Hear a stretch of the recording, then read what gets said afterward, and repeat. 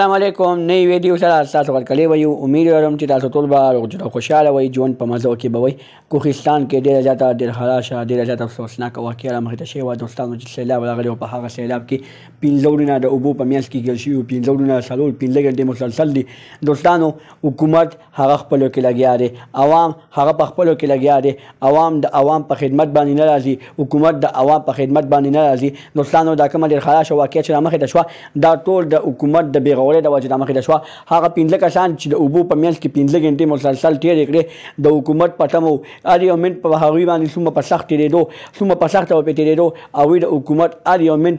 د حکومت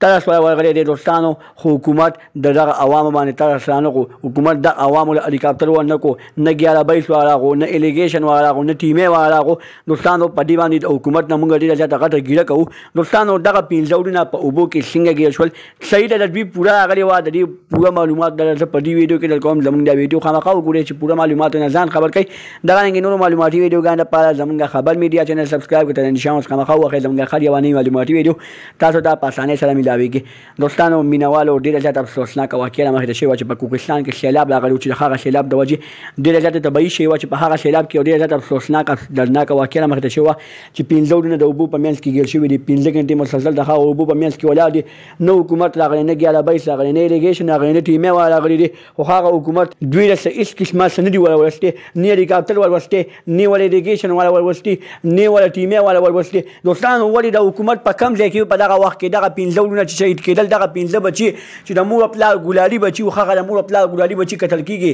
هغه په اوبو کې وړلی کېږي هغه په اوبو کې خوینې کېږي ولې دا سکانې دي نه دوستانو انسانان دي د انسان عزت انسان سره وي خو هغه کلي والا خپل خدمت کړی دی خپله جذبې ښودلې ده خپل السې کړي دي خو بیا هم دوی بچ نه شول دوستانو د دوی پوره راغلې وه دغه رنګې نورو معلوماتي ویډیوګانو لپاره زموږ خبر میډیا چینل سبسکرایب کړئ نشان اوس خامخا ووهئ زموږ هر یوه نوې معلوماتي ویډیو تاسو ته په اسانۍ سره میلاویږي